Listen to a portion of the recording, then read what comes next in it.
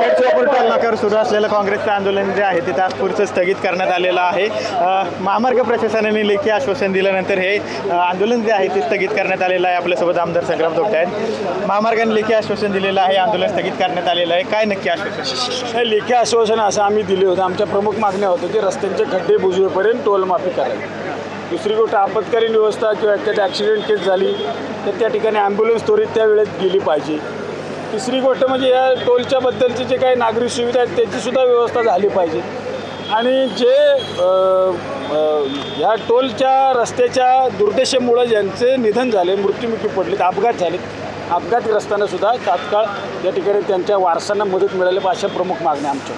आई बाबा होण्याचे स्वप्न अजून पूर्ण झाले नाहीत का? आई बाबा होण्याचे तुमचे स्वप्न पूर्ण करा अपोलो फर्टिलिटीद्वारे। मोफत सल्ल्यांसाठी कॉल करा 9953420359। आज सकाळपासून तुम्ही पाहिलं असेल, कोल्हापूर असेल, सातारा असेल, पुणे असेल किंवा आणेवाडी असेल, ह्या चारही ठिकाणी टोलनाक्यावर काँग्रेस पक्षाच्या वतीनं आंदोलन केलं। इथं पुणे जिल्हा काँग्रेस कमिटीच्या वतीनं संजयजी जगताप, आमदार पुरंदर हवेली ते असतील, मी असेल, त्याचप्रमाणे आमचे काँग्रेसचे उपाध्यक्ष देवीदाजी भन्साळी साहेब असतील, काँग्रेसचे सरचिटणीस मान्य श्रीरंगजी चव्हाण असतील, भोर, वेल्हा, मुळशी, पुरंदर, खडकवासला, हवेली आणि बारामती आणि जिल्ह्यातून आलेले सर्व काँग्रेसचे आमचे अध्यक्ष, फ्रंटलचे जिल्ह्याचे प्रमुख आणि सर्व युवक कार्यकर्ते, बंधू भगिनी, शेतकरी यांच्या वतीने आंदोलन त्या ठिकाणी सकाळी 9:30-10 वाजता सुरू झालं। आत्ता जवळपास 3 वाजत आलेले आहे। या कालावधीमध्ये तीव्र स्वरूपामध्ये नागरिकांनी, आम्ही सगळ्यांनी नाराजी व्यक्त केली। आज तुम्ही पाहिलं असेल, सकाळपासून टोल फ्री सोडलेला आहे। पण नागरिकांच्या मनामध्ये फार मोठं समाधानाचं वातावरण आहे की बाबा पैसे वाचले म्हणून नाही, की त्रास देऊन पैसे द्यावे लागत होते, याच्याबद्दलचं समाधान त्यांच्या चेहऱ्यावरती आम्हाला दिसते। शेवटी आम्ही काय पक्ष म्हणून या ठिकाणी कुठली भूमिका मांडत नाही। सर्वसामान्यांचा प्रश्न हा अतिशय जिव्हाळ्याचा आहे। आणि दुसरी गोष्ट, 1 तास पुण्याला जायला लागतो भोरवरनं, तर आज कमीत कमी 1.5 ते 2 तास लागतात। कारण काय, तर सर्व्हिस रोड आणि जे काय फ्लायओव्हर ब्रिजची कामं चालली त्याच्या रस्त्याची पूर्णता झालेली चाळण। काल रात्री मी मुंबईवरनं आलो तर मी पाहिलं शिवऱ्यापासून ते वरवे गावापर्यंत जवळपास 5 किलोमीटरची लाईन होती आणि अशा मोठ्या मोठ्या स्वरूपाच्या रांगा लागतात। त्यामध्ये रात्री अपरात्री लहान मुलं आहेत, आबालवृद्ध मंडळी आहेत, ज्येष्ठ नागरिक आहेत, महिला भगिनी आहेत आणि रुग्ण पण त्या ठिकाणी आहेत। त्यांना पुण्याला जायचं, कुठं साताराला जायचं, असे सगळे अडकरून ताटकळत बसण्याची परिस्थिती आहे। आणि दुसरी गोष्ट, इथं कुठल्या हायवेला जर तुम्ही पाहिलं तर नागरी सुविधा नाही, शौचालयसुद्धा नाही, इथं टोल नाका सोडले। अशा रात्रीच्या वेळी काय करणार?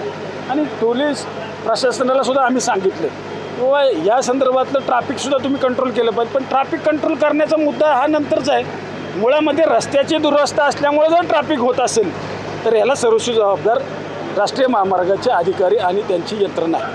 त्यांना आम्ही सांगितलं तुम्ही याबद्दल 8 दिवसामध्ये आम्हाला हे रस्ते पूर्ववत करून पाहिजेत, बाकीच्या नागरी सुविधा तुम्ही द्यायला पाहिजे, मृतांच्या वारसांना मदत दिली पाहिजे।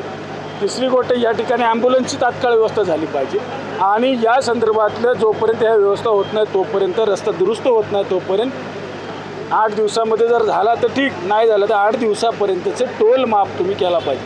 त्यांनी आम्हाला लेखीपत्राने कळवले आम्ही 8 दिवसात याची व्यवस्था रस्त्याची दुरुस्तीची करू आणि यामध्ये जर नाही झालं प्राधिकरण म्हणून स्वतः ते आणि उद्योजक हे आम्ही जबाबदार राहू असं लेखीपत्रामध्ये त्यांनी मला दिलेलं आहे। दुसरी गोष्ट, जो टोल माफ करण्याच्या संदर्भातला जो विषय होता त्या संदर्भात केंद्र सरकारच्या राष्ट्रीय प्राधिकरणाकडे याबद्दलचा मेल ते आज तात्काळ करतायत, त्याची प्रत आम्हाला ते आज किंवा उद्यापर्यंत त्या ठिकाणी देतील। बाकीच्या ठिकाणी जे काही कर्मचारी उद्धट वागतात टोल नाक्यावरती त्यांना योग्य समज दिली जाईल। त्याचप्रमाणे पोलीस प्रशासनाकडून त्यांचं पोलीस व्हेरिफिकेशन त्या कर्मचाऱ्यांचं होईल।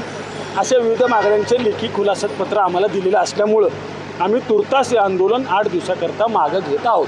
8 दिवसात जर रस्त्यात दुरुस्त नाही झाला, खड्डे बुजवले नाही तर कशा स्वरूपाचं? ते सरळ दे ना, त्याला 8 दिवसात नाही बुजवले तर मी त्यांना आत्ताही सांगितले की या टोलची माफी होत नाही तोपर्यंत आम्ही ते टोल नाके मोकळे सोडूच, परंतु प्राधिकरण असेल त्यांच्या ऑफिसच्या दाराबाहेर आम्ही ठिय्या आंदोलन करू जोपर्यंत याची मागणी पूर्ण होत नाही, असा आम्ही स्पष्ट इशारा दिलेला आहे।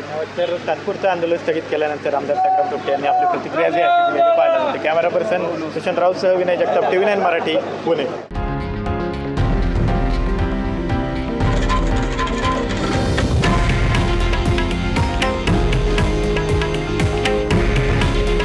हे आहे देशातील नंबर 1 न्यूज नेटवर्क आणि आपण पाहत आहात TV9 मराठी.